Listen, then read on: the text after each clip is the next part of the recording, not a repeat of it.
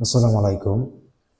আপনাদেরকে আজকে এই রামাদানের একটি মেসেজ দিতে চাই।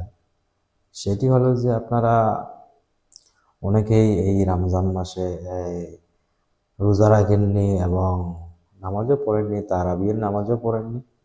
কিন্তু আপনাদেরকে একটি মেসেজ দিতে চাই, এটি হলো যে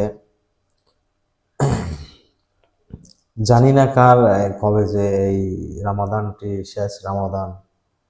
এখনো সময় আছে। আপনারা যারা এখনো ঘরে বসে আছেন, রোজা রাখেন না এবং নামাজটাও পড়েন না, আপনাদেরকে একটা কথাই বলতে চাই, এখনো সময় আছে। রোজা রাখেন এবং নামাজটাও পড়েন। দেখবেন যে আপনার যত খারাপ কাজ করছেন সব কিছুর দিক দিকেই আল্লাহ আপনাকে ক্ষমা করে দেবে। আপনাদেরকে এই মেসেজটাই আমি দিতে চাই। সবাই ভালো থাকবেন। আসসালামু আলাইকুম।